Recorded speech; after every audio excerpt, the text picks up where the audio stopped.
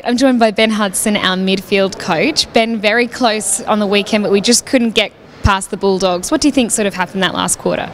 Oh, look, I think it came back to probably the 8 minutes in the first quarter in red time that allowed the Dogs to get away to a good start. We climbed our way back, which is to our credit, and then obviously, unfortunately, we couldn't finish off the game. We had our chances. I think we went at about 65% scores inside 50, which is an excellent result, but we probably couldn't get in there enough. And yeah, unfortunately, couldn't get the chocolates, but look, hopefully we can do the job against the Gold Coast this weekend.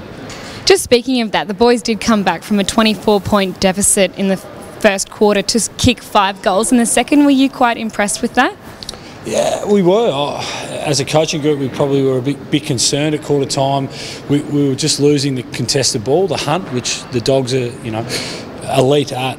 We were able to claw our way back over time, and then to hit the lead, and the belief of the boys was still strong going in that last quarter, and yeah, ultimately we just couldn't get the chocolates.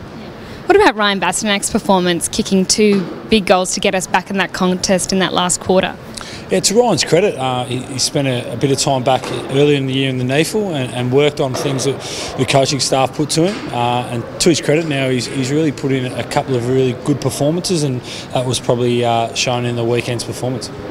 And just speaking of another midfielder, Ryan "Froggy" Lester is celebrating 100 games this weekend. How do you think he's gone this year? Yeah, Froggy, to his credit, he's had to play everywhere. He's pretty much our Mr. Fix-It. His ability to go forward, back, and also spend time in the midfield. So he's certainly a popular player amongst his peers and everyone at the club. So if he gets named, he'll play his 100th, but I think he should be. We've got a question from a fan called Scott, and Scott asks, we seem to be running out games better this year. Is that because of maturity, or do you think it's justification for training in the afternoon? Good question from Scott. I think it's a bit of both. I think the maturity of a group, we've got about, at times we've played 6 blokes under 19 years of age, so I think the maturity of those guys playing a few more games together with more experienced players has probably allowed us to become a stronger unit. On the afternoon training, I think it's something as a group we've looked at trying to get marginal gains, and one of those was looking at the times we train. And obviously, especially up here at the Gabba, it's a unique environment and conditions, and I think any advantage we can get, and I think it's showing at times throughout the year. So I think it's a bit of both.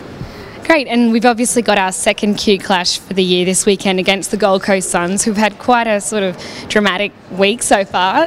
But what's the secret, do you think, for us to get our second Q clash victory? I don't think there's any real secret to it. We can't control what happens down the highway.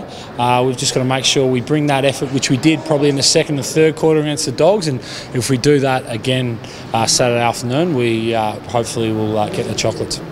Thank you, Ben.